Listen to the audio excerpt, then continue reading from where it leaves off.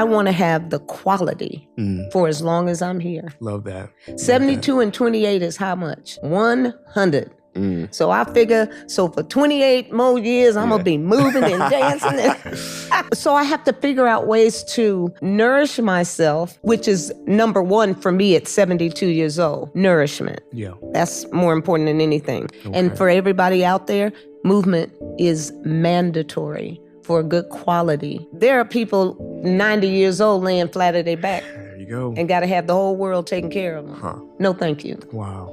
And remember, I tell you, my skin was horrible Right. before, really bad before. So I had to change my eating habits to be where I am now. Nobody is going to get up and drive over to Shabs to her little gym and work out for me. Nobody on the planet. If I don't do it, it ain't getting done. So I'm responsible. So what I do is just make it part of the lifestyle. It's just who I am. Okay. I have to move. I'm like everybody else. Every now and then, I want a snack. Sure. But when they've over-processed food, I know that processed food and the chemicals that go into processing the food is also killing us. Yeah. Does vegan mean healthy? Not necessarily. I've seen some vegans, they don't eat animal products, but they don't eat real food either. Food in boxes and bags, and when you look on the ingredients, it just takes so much to keep these things in these boxes and bags. And what we're doing is we're feeding these things to our babies. Yeah.